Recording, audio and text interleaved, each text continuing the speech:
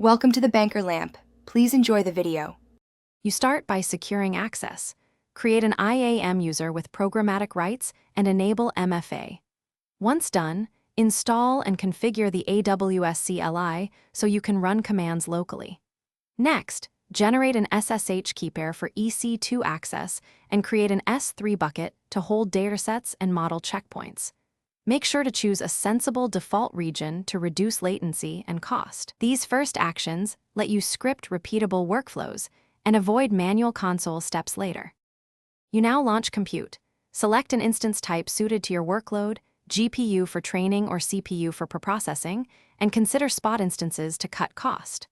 Once the instance boots, attach an EBS volume sized for data and open SSH plus Jupyter ports in the security group. Use a deep learning AMI or a clean Ubuntu image, then create a Conda environment and install required libraries. Finally, mount S3 or script Bodo 3 transfers so you can stream data directly into training jobs. You finish by saving artifacts and controlling cost. Upload model checkpoints and final datasets to S3, create an EBS snapshot, and tag resources for clear billing.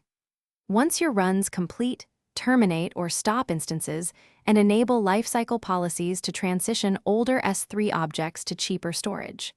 If you run into problems, check CloudWatch logs and the instance system log. Then confirm IAM permissions, allow S3 and EC2 actions. Often a permissions mismatch.